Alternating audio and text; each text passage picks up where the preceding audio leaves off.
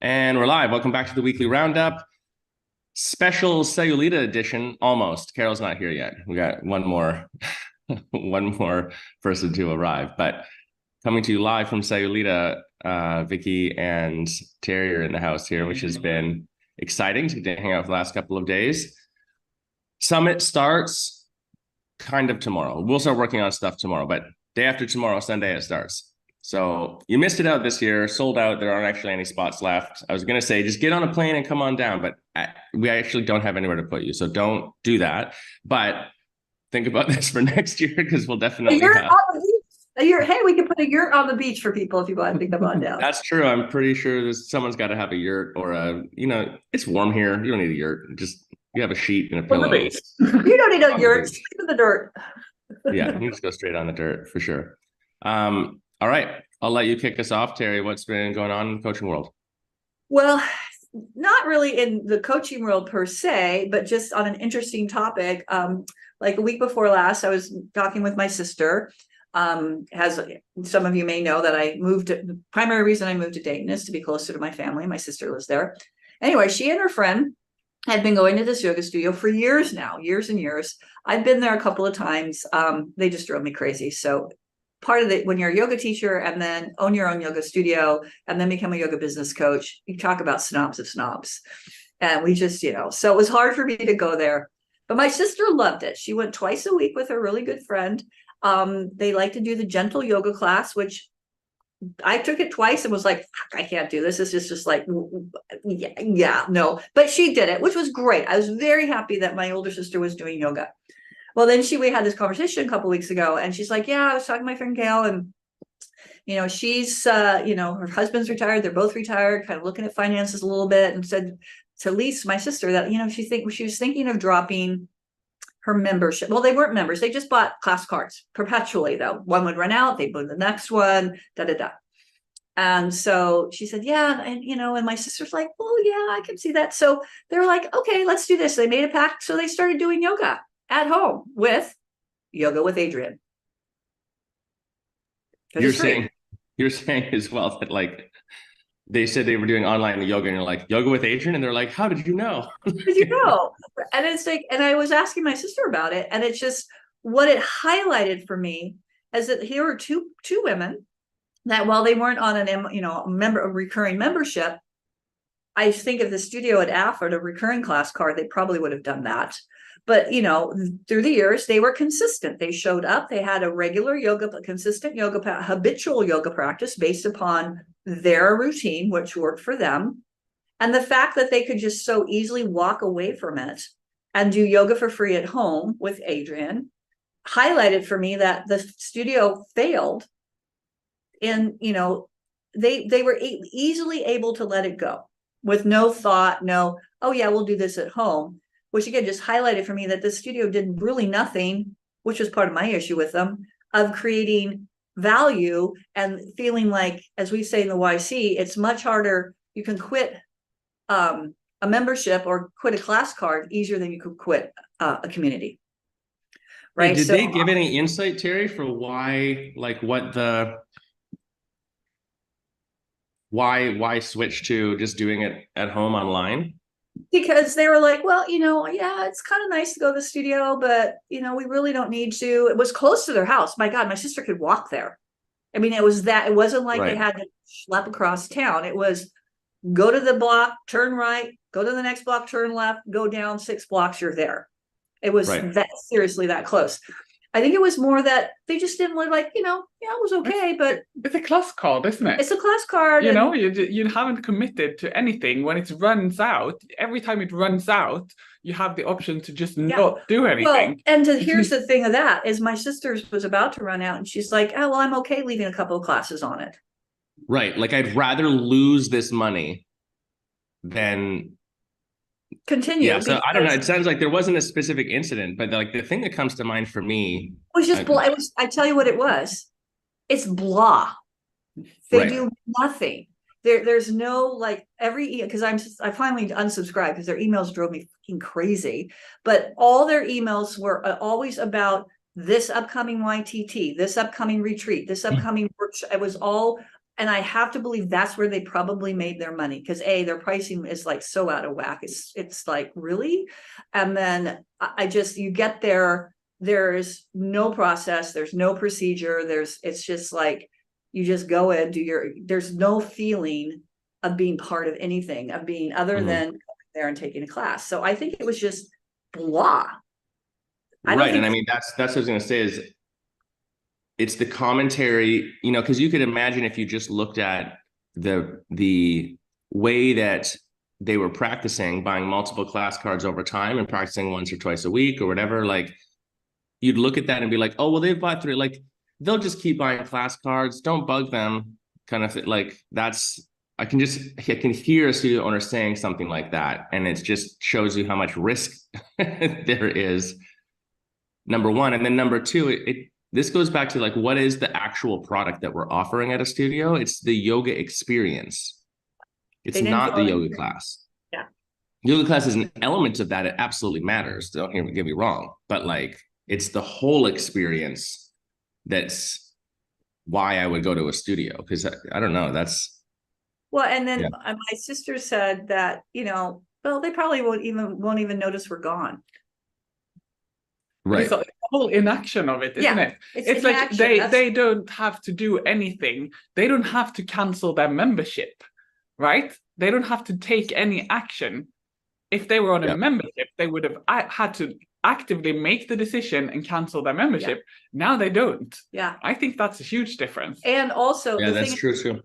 They consistently went twice a week, Tuesdays and Thursdays, and nobody on a class package, like, that should be enough for a membership. It totally was, particularly since their membership is super cheap. And I do believe they have a senior membership, of which both my sister and I qualify for that now. That No, you're not allowed to get a senior membership. Okay, thank you. That's why I haven't joined ARP yet. Although there's a lot of advantages with ARP, but I digress. But it's like, they should have been, after they've been going, they were going before COVID, of course, and not during COVID, but they've been going consistently for 2 years now, consistently since post-COVID, twice a week, unless one or the other's out of town. Nobody ever reached out to them and said, hey, Lisa, we noticed you're coming out. You should sign up for a membership. What most people do is our membership. And then you get all these other things and da-da-da. Nothing. Well, on the topic of your local yoga studio, my local yoga studio in Helsingborg that I moved to in Sweden about a year ago, they don't have a membership because a membership is too much trouble. It's too much work, and they don't want to have that trouble of having people on a membership. Wait, what? That's a good one. I've not heard that one. Good one, isn't it? That's new. I don't know if I've actually heard that one before. Too much trouble. It's too much trouble having people on a membership. Yeah. Okie dokie. They don't have one. They have 10 packs. They have a month card. You can get like a 6 month. You can get an annual, but you cannot get a monthly membership. I mean, okay. Well, the thing is, I guess the only thing I have to say is, like, it's easy to talk some shit. I know everyone's just doing their best. I know that's not what we're actually doing here, but what's interesting to me is always the incongruency between a studio owner that would come to us on a free coaching call and what they say they want to create. Like, this is what I'm trying to build. These are the things that are like making me unhappy in my business. I don't have time. I'm not making enough money. The studio isn't as profitable as it could be. Staff is stressful, etc. But then they'll also say things like this, like, oh, but it's a hassle to have a membership. Like, that's a very extreme example. Or like not curating the experience as per our conversation for your sister, or whatever as well. And I think that that's like one of the most important things as a yogapreneur is to step outside for a second and really view the whole equation and see the gap between what you want and where you are. And like some of these things, because we're just too in the weeds sometimes. I see studio owners are too close to it that they miss these things that seem really obvious and like very high impact. And it will be interesting to see that my sister and her friend made a commitment that they were going to do it together because they live very close to each other, either at one of the other's homes or at the same time, stream the same class at the same time, and then meet afterwards like they've always done. It'll be really interesting to see how long that lasts. Yeah, I wonder. It will be interesting to see if I will report back on that if they, so far it's been like a couple weeks and they've been doing it, but as we know, because there is something about when you go to class, particularly when you're paying for something, that again, back to the membership, it's like, oh, I better get in because I have my membership, right? So it'll be really interesting to see if they maintain that. And there's really no reason in the world why they shouldn't, because they're both retired. So there's nothing about work or anything like that. So although my sister will never see this, but there's really no reason why she shouldn't be able to do this. The other thought that I'm having with this too is I think that most owners have realized this, but the other day it did come up with someone. We were talking about online yoga, and they were asking, like, should I build that more, basically? Anyways, there's still an interesting narrative out there of like, well, if I built this online thing, it's more scalable, and people, I'm holding on to this because I have like 2 people that practice with me that don't live here anymore. So we're still doing this online stuff or whatever. And this story also highlights how when someone does go to switch online, they aren't like, if they're totally in love with your studio and they move away, maybe, but other than that, like, they're not looking for your local studio's online yoga classes. They're going to go to a way more produced, highly curated, 1,000 video library situation like Black Swan or Yoga with Adrienne or Yoga International or Gaiam or whatever. So it's just creating that separation that, like, I wouldn't consider those platforms a direct competitor.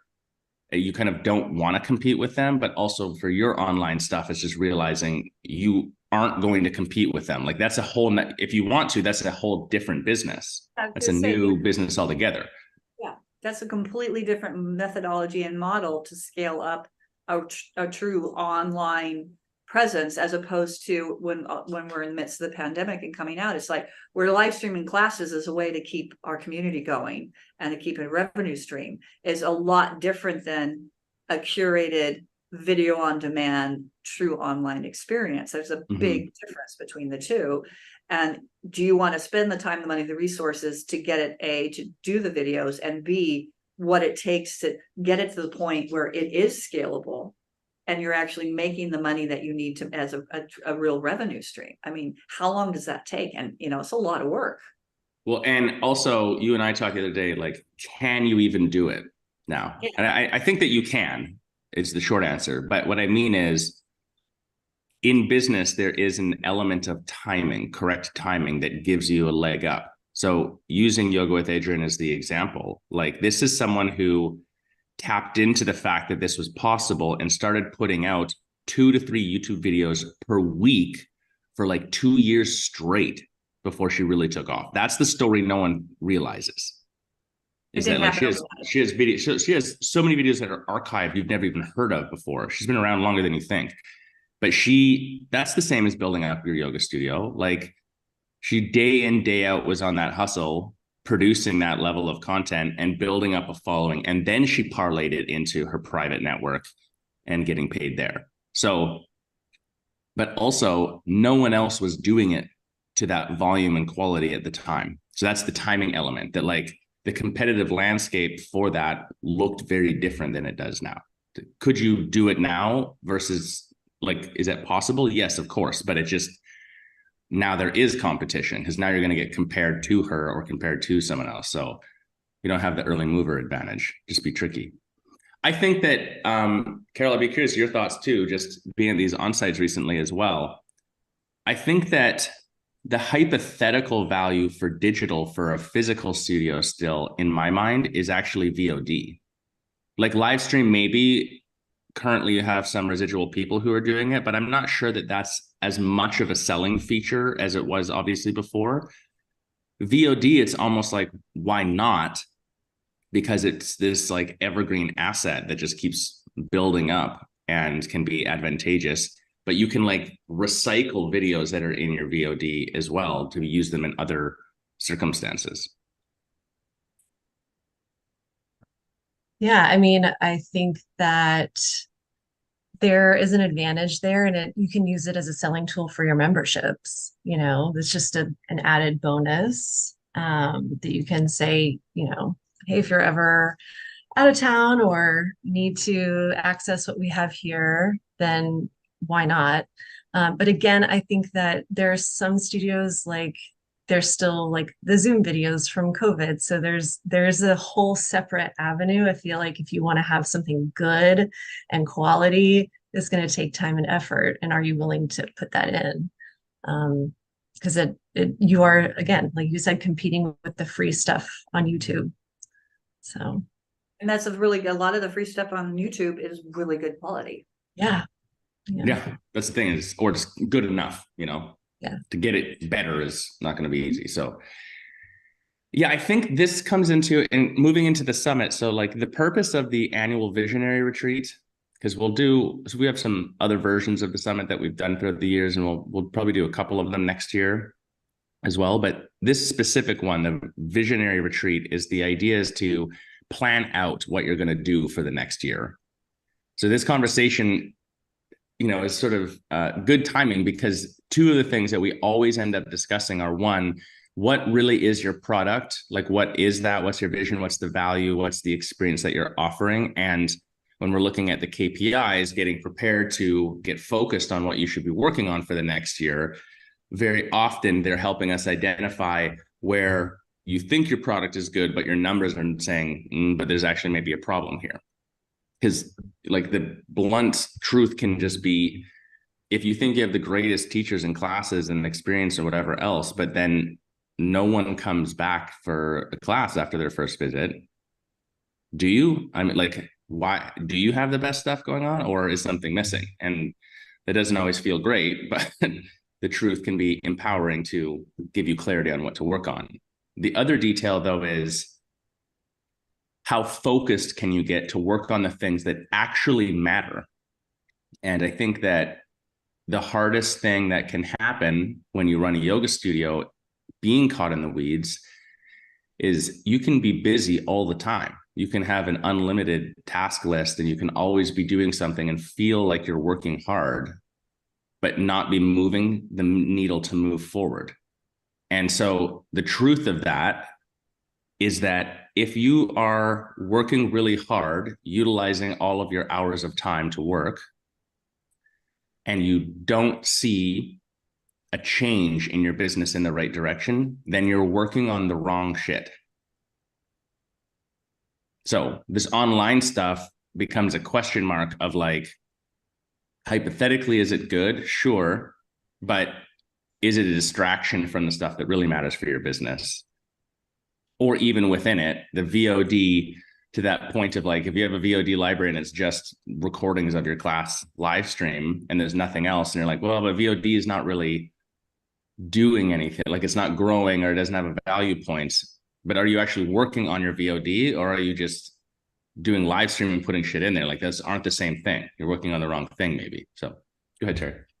I was going to say, to your point exactly, I know that from my personal experience is, yeah, I was busy doing all kinds of things when I had my studio, and kind of fooling myself that what I was doing was really what needed to be done, because I was sort of ignoring and was like a little bit ostrich in the sand with the stuff that I kind of knew I should be doing. But I'm like, oh, I'm so busy doing this other stuff. It's, I'll get to that later. It's the procrastination thing, creating busyness to avoid doing the hard thing.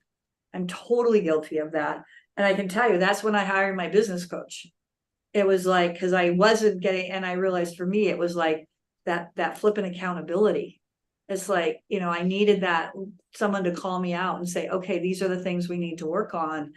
And that was when I started to really see the trajectory of my business take off. And because I was doing okay, but not what I wanted it to be. And I recognized that that's because I was busy doing all these other things to avoid doing the things that either I didn't know how to do, or I didn't have the skill yet to do, or I didn't have the understanding to do. So that for me is exactly very busy. I have to raise my hand because we have the same hand. Oh yeah, okay. So I think one big problem is as an owner, not actually being clear on what it is you want exactly. Mm-hmm. Like, do you know that? What is this future state that you're working towards when you're so busy? Like, what does it look like? What does it look like for you personally, exactly, all the dimensions of it? Who are you in your business? What are you doing in your work day? What does that mean for your business? Where does your business need to be for that to happen for you? And then breaking that down and looking at, okay, if my business needs to be there, what are the things that need to happen in my business? So this clarity, this is what, stepping out, this is what coming here is for. Yeah. To get that kind of clarity. And I mean, we've started it already with our studio owners who are coming here. We've started sort of looking at that and thinking about it even before they get here. But, even if you can't make it here, there's no reason you shouldn't do this. So I had a call yesterday with someone and we were talking about, just go away, do this like mini retreat for yourself, because she needed to spend some time thinking about actually, what do I want? What is my vision? What is my 5-year plan? What's my 1 year? What needs to happen in 1 year? She was going to just get an Airbnb for herself, not even far from her house, but just step out of the everyday life, step away from the studio, get away from everything 1 day, just think about it and write it down. Josh, I remember you shared with us a while years ago that when you and Jenna first started out, you, in the very beginning, I think, seem to recall, you said you hired a babysitter just to come into your house, and didn't you like shut yourself in your bedroom and like don't disturb us for the whole day? And then eventually it was and then eventually we'd go to a hotel or something. But we ate off paper plates. We only ordered food in. We had someone else take care of the baby. Like, it was like nothing else exists. And like, you just literally sit there and get bored enough to start doing the work that you have to do to plan out what's going on, because you're like, you have to eliminate all other distraction, no phones, nothing. And that's, I think that creating a very practical physical space change to get into planning mode is helpful, but it's the elimination of distraction. The idea that you can like do your day-to-day regular operations and vision for yourself in the future and then make the plan for that. I don't think that people do that very well, or most people at all, honestly. Vicky, I think that's brilliant. I think it's brilliant what you were saying, though. You're right. Like, that clarity, I would just add to it as well. Sometimes that becomes stressful in itself. You're like, what do I want? I don't know what I want. Like, I don't have vision for my life. You spiral in that direction. So there is value additionally to just like, I don't know. The yoga industry has a problem with the fact that it's a business. Most owners get over that eventually. But there is this like anti-business narrative, and that has a weight and an impact on us. The example of this is most studio owners, although they will say, yes, I want to make more money or whatever else, like, that's not even specific. How much money are you personally going to make? What is the profit margin of your business? How much profit is it going to make? Like, even that idea of like how much profit, 8 out of 10 studio owners, when we first talk to them, that is not even a conversation. It's not even on their radar. They haven't thought about it. They've never written a number down on a piece of paper for the business's profit, which is silly if you look at it just purely from you're running a business standpoint. Versus if we go into a different realm, you go to gym culture, or you go to chiropractic or whatever else, that's the start of the conversation. They're like, well, we're going to run this practice in this business that will make this profit, and I'm going to get paid this amount, and I'm going to put this, but like, that's accepted and even viewed positively. So it's a long way of saying, to add to what Vicky, what you're saying, I think also to start, like if you're trying to vision for your business, to start, just write down how much money is the business going to make? How much money are you going to get paid? How much profit is the business going to have? Like, if you just had those 3 things and then you start working directly towards that, that would be empowering. That's like an easy starting point. Easy-ish anyways. And there's a great book I've mentioned this before, that I have always been, but I became a really huge fan of Arnold Schwarzenegger. And he just put out a book called Be Useful. And it's 7 Secrets for Your Life. And it's an awesome book.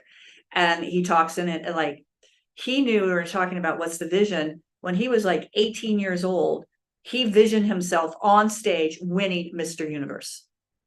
And by the time he was whatever, and sure as shit, he did it. I mean, he went on and he was like, that was his goal. That was his vision. And he talks about that in the book. And if you haven't watched, it's a great, Netflix has his documentary. But anyway, it's a great book. I highly recommend it. Be Useful with Arnold. And he talks a lot about the stuff that you just talked about, Josh.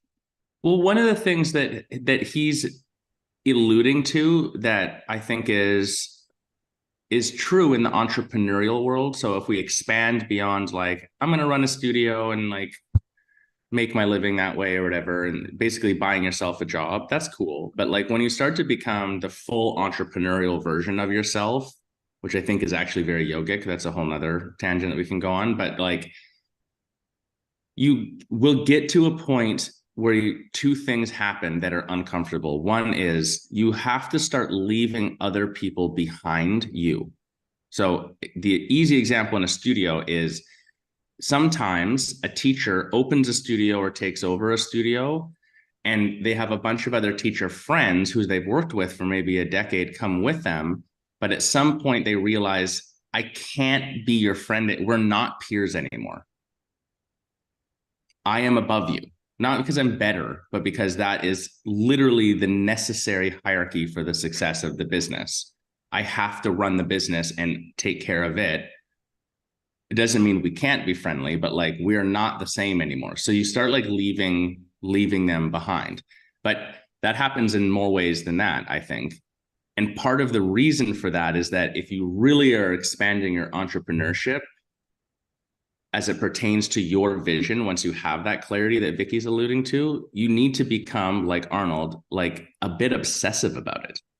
Like it becomes it's this pinnacle thing that you're focused on in your life, but other people won't have that focus. So you end up being like the most successful entrepreneurs out there. It doesn't even matter what industry we're talking about, but in the yoga industry, my experience is that this is true. It's not because they're like smarter than someone else necessarily. It's not because they like work harder. They don't have any more hours in the day. It's because they are obsessive about continuing to move forward to build to their vision. And they just stay the course no matter what, longer. This is another reason to come to Sayulita.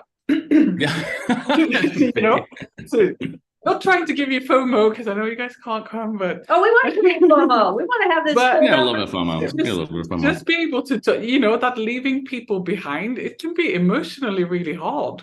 It can be very emotionally hard. Yeah. It can be such a lonely place to be, and other people around you don't really understand what it is. They try and they don't. I was speaking to this lady recently, and she was very good at understanding things. But I was trying to explain the yoga world to her, and at length I was talking for a long time, explaining what I do, and she was like, "Oh, so how much is it? How much do you charge for those seances?" we tend to call them classes. Maybe we should call them seances. Seances. Honestly, she thought that we called them seances, but I'm immediately rewording the class that Carol will teach on the second day of the summit to Carol's seance. This is happening. But yes, it's nice to be around people who understand. That's my point. Yeah, and also just for the public record here, Vicky and I have decided not to take umbrage to the fact that only Carol was asked to teach, where we are like the chopped liver of the group. The chopped liver. Fine with that. We reconciled it. We talked about the bar last night, so we were fine. Carol's the only one who was to teach. You guys can teach. You can teach bonus classes at night, so it's over. Actually, I mean, I didn't ask myself to teach. If that makes you guys feel any better, look at you. It's not sneaky. It's not just you. But no, a turtle in the background. Oh, awesome. Anyway. All right. Well, I think that does it for now. Put it on your calendars for next year. Come to the business summit. If you are not coming to the summit, get your vision in order. How are you going to do it? You're going to need space. So there's still time this year for you to do it. Block a day off in the next couple of months. Eliminate all distractions completely. I mean, I'm saying a day, honestly, would benefit from more than that, but make it easy to start. You know, start a going list of just like a bullet point of here's things to consider, to talk about or whatever. But then on that day, no distractions, nothing else. Don't answer the phone. Don't go to the studio. Don't talk, like none of it. The vision down. And the only other people that should be involved in that are people that actually are directly part of how you're going to achieve the vision. And you want them to be part of the creation of it. So if you just have a manager or something who's just managing the studio and doing stuff, they don't even need to be there. Like, it's probably just you, maybe your business partner. So it's relatively simple to organize. Yeah, and if it's like getting away someplace, it's like, do you have a friend? If like at your own house, it's not possible. Do you have a friend? And I actually did this one. It had nothing to do with yoga, but I had to do this one time. I needed to get out of my parents' house to avoid distractions that was happening there, and I needed to write a paper. I was still working on my master's, so I called my uncle. I said, "Hey, Uncle Larry, can I come?" So I went over to his house for the day and was able to do what I needed to do without all the distractions that was happening at my parents' house. So if you have a friend and say, "Hey, can I come over to your house and hang out for 4 hours and put me in a corner so that you're completely, you know, if not going to like a hotel or something like that, and or at home is too much distraction." Or to Josh's point, if you have small kids, hire a babysitter. But if you really want to get out, have a friend. Say, "Hey, can I come over and hang out and do some work in your, you know, backyard, your patio, your spare office, your basement, whatever." You can make it work. Love it. All right. We will see you guys in a week. We'll do a mini roundup next week from the summit to see it in action. Carol, we'll see you soon. But other than that, have a good weekend, and we'll talk to you guys soon.